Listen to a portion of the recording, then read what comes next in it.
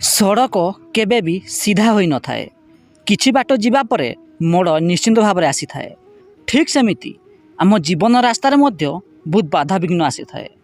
तेणु जीवनर बाधाविघ्न को खातिर न करी आगकू जीवाकू चेष्टा करंतु। जेमिति दीप जलिबा परे दियासिल काठी अलड़ा हो जाई थाए, ठीक सेमिति जेते पर्यंत आपण लोक मानकर काम रे आसुथिबे सेते पर्यंत लोक माने आपणकू मने पकाइबे एवं काम सरीगला परे आपणकू अणदेखा करिबा आरंभ करिदेबे।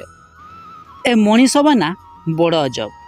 एठी समस्ते सम्मान पाइबाकू चाहंती, किंतु बदलरे सम्मान देबा पाई केही भी चाहंती नहीं। तेणु जीवन में सम्मान पाइबाकू चाहूथिले प्रथमे सम्मान देबाकू चेष्टा करंतु। सम्मान केबे भी काहाठारू मगा जाई न थाए। सम्मान पाइबाकू हेले सेथिपाई निजकू योग्य विवेचित करियाकू पड़ी थाए। सेथिपाई निजकू एमिति योग्य बनांतु कि जहा फल रे लोक माने हृदय भितरु आपणकू सम्मान करिवे।